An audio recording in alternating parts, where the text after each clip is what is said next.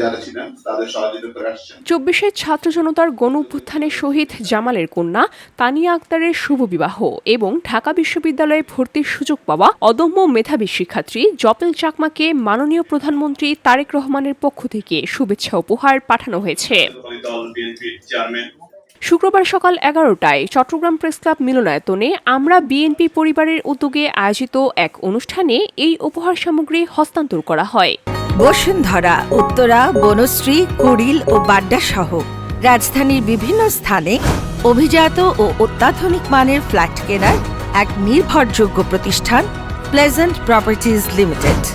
অনুষ্ঠানে প্রধান অতিথি হিসেবে উপস্থিত ছিলেন পার্বত্য চট্টগ্রাম বিষয়ক মন্ত্রণালয়ের প্রতিমন্ত্রী মীর মোহাম্মদ হেলাল উদ্দিন। বিশেষ অতিথি হিসেবে উপস্থিত ছিলেন প্রধানমন্ত্রীর অতিরিক্ত প্রেস সচিব জনাব আতিকুর রহমান রুমন।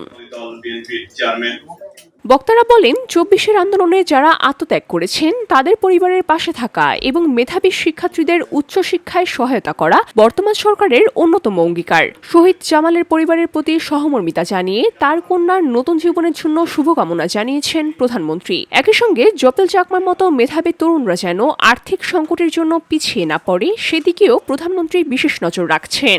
আমরা বিএনপি পরিবারের ব্যানারে আয়োজিত এই অনুষ্ঠানে সভাপতিত্ব করেন সংগঠনের দায়িত্বশীল নেতাকর্মী। অনুষ্ঠানে স্থানীয় গণ্যমান্য ব্যক্তি, রাজনৈতিক নেতাকর্মী এবং সাধারণ ছাত্র জনতা উপস্থিত ছিলেন। VOD Bangla news desk.